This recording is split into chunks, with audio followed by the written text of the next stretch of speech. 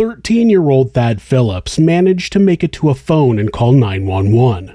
When the operator answered, he explained that he had been taken hostage and was being held at someone else's house. The person had broken multiple bones in his body and he couldn't walk. When police arrived at the scene, Thad told them that he was not the only victim of this particularly savage culprit. His captor had admitted to him that he had done this before, and it led to the death of 14-year-old Christian Steiner. This is Monsters.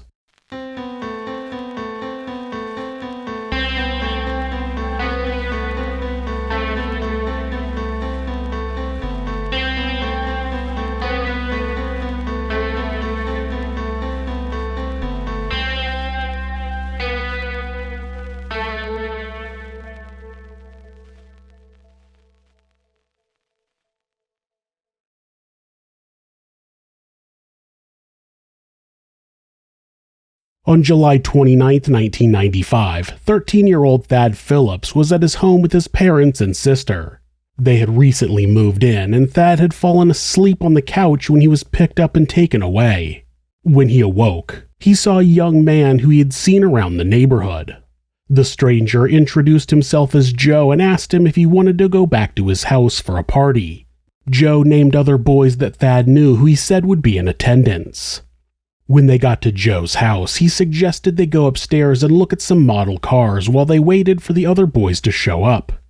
Inside the bedroom, Joe's demeanor changed as he pushed Thad onto the bed and grabbed his leg. He twisted it until Thad's ankle cracked.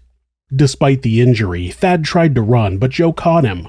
In a rage, Joe beat the younger boy. Then Joe began to attend to Thad's wounds. He eventually told Thad that he enjoyed the sound of bones breaking and he liked to treat the broken bones.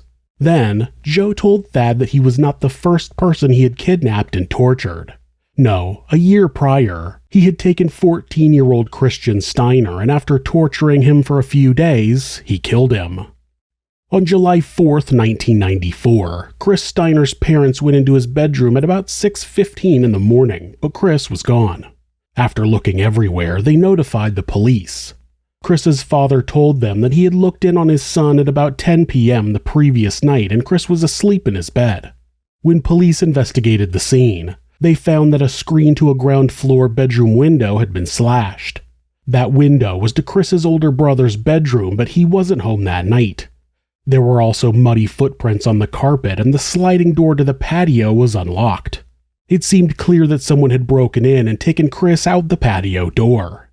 Despite that, not willing to accept that the worst may have happened, initially authorities, along with Chris's parents, believed he probably snuck out of the house and wasn't able to make it back before his father noticed he was gone. This scenario became less and less likely as the hours turned into days. Of course, by then, the police shrugged off the teen's disappearance with the idea that he had simply run away.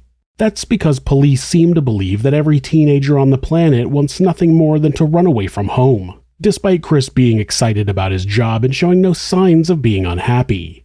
His parents assured the police that Chris would not have run away. The police's theory also ignored all of the evidence that a break-in had occurred. On July 10th, a body was found in the Wisconsin River. It was draped over a partially submerged tree and was badly bloated from having been in the water for days. Dental records identified the body as being that of 14-year-old Christian Steiner. Somehow, the autopsy determined that there were no traumatic injuries on Chris's body and the case was ruled an accidental drowning. It seems that the medical examiner must not have looked at Chris's legs because if they had, they would have found multiple broken bones. Despite so many unanswered questions about the death, the case was shrugged off by the authorities and pushed to the back burner. A little over a year later, Joe Clark broke into the Phillips home and abducted Thad. After convincing the teen to return to his house with him, Joe broke his ankle to satisfy his own sadistic desires.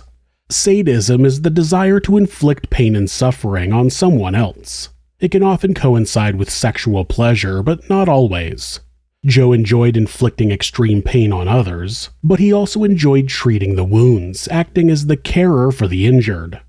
Joe would break one of Thad's bones, then he would wrap it and add a splint before carrying the boy into the living room to watch television. The house that Joe took his victims to seemed to belong to his brother. Joe lived with his adoptive parents, but he regularly snuck out of the house. During the periods between torture, Joe acted as if the two were friends, telling Thad all about his life. Thad's father noticed that he wasn't at home at 4 a.m. He notified the police and, like Chris's family, told them that his son wouldn't leave without telling them. He had no reason to run away, but despite an investigation, Thad was nowhere to be found. It would be almost 2 days before Thad himself called the police and told them where he was. Over the course of 43 hours, Joe broke Thad's ankles, a thigh, his knees, jumped up and down on his chest, and tried to smother him. For periods of time, he would let Thad out of his bedroom, but others he would lock him in a closet. While Thad was locked in the closet, Joe would go out, run errands, work on his car, and visit his girlfriend. During these times, Thad attempted to escape twice, but was caught by Joe and returned to captivity. Eventually, though, Thad found a guitar in the closet and used it to break the closet door. He threw himself down the stairs where he was able to get to a telephone and dial 911. He told the operator that he was being held captive and being tortured by an older boy. The 911 operator was able to trace the call and police rushed to the house. Joe was out partying with friends at the time, and Thad was taken to the hospital where he was not only treated for multiple broken bones, but internal bleeding as well. While locked in the closet, blood was slowly starting to pool inside his body due to internal injuries, making his death ever so close. Doctors said that Thad's injuries resembled something they would see after a terrible car crash. Police went to multiple teen parties in the area but couldn't find Joe. They eventually staked out his house and arrested him about 4 hours after Thad had called 911. When investigators searched his home, they found a journal with 29 names listed under 3 categories: can wait, get to now, and the leg thing. It seemed like it was a hit list of local boys from the area. Even more horrifying was that it was revealed that Joe had actually admitted to Thad that he had previously tortured and killed 2 teenage boys, but could only remember Chris's name. Nothing has ever come of the second alleged murder victim. Joe admitted that he had taken Thad, but claimed that he only wanted to hang out with them and couldn't remember how he had sustained his injuries. Joe Clark was charged with attempted first-degree homicide, causing great bodily harm to a child, mayhem due to intent to disable or disfigure, causing mental harm to a child, and child endangerment. But before the trial could get started, Thad was once again victimized when he was shot in the back by 15-year-old Michael Hibsch. There isn't any clear details about Michael, but he seemed to be a friend of Joe's who idolized the older boy. Thad recovered from his wounds, but the trial was delayed as a result of the shooting. In 2018, when Michael was 38 years old, he was convicted of raping a 15-year-old girl. Joe pleaded no contest and not guilty by reason of mental disease or defect. The defense argued that Joe's biological mother had been a heavy drug user while pregnant with him and that he suffered a head injury after a bike crash the year prior. None of that made Joe unable to know that what he was doing was wrong, though, and he was found guilty and sentenced to 100 years in prison. Chris Steiner's case was reopened and his body was exhumed. After a second autopsy, broken bones in his legs and ankles were found and they were identical to Thad's injuries.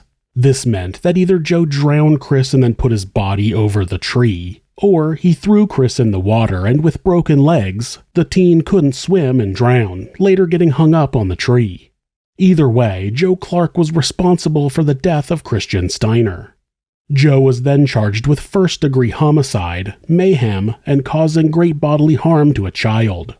He pleaded not guilty, and his adoptive parents tried to testify that Joe was at home asleep the night that Chris was kidnapped, but many other people testified that Joe snuck out of their home quite frequently. Joe was convicted and sentenced to life in prison with parole after 60 years. Joe maintains his innocence in the Chris Steiner case and filed an appeal due to lack of evidence, but it was denied. It's likely that Joe Clark will never be released from prison, which is good because he's a monster.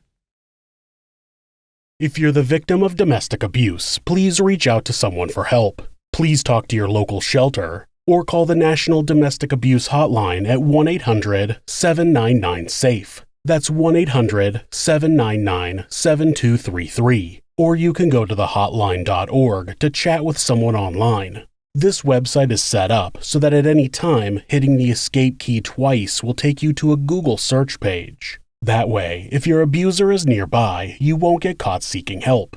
If you're having feelings of harming yourself or someone else, or even just need someone to talk to, please contact your local mental health facility, call 911, or call the National Suicide Prevention Hotline by simply dialing 988 in the United States. They're available 24 hours a day, 7 days a week, and will talk to you about any mental health issue you may be facing. Thanks so much for letting me tell you this story. If you enjoyed it, subscribe on whatever platform you're on, hit like, rate us, or leave us a comment. You can also check out our other show, Somewhere Sinister, on YouTube or anywhere that you listen to podcasts. If you'd like to support the show, check out our new merch at Teespring. The link is in the description. Thanks again, and be safe.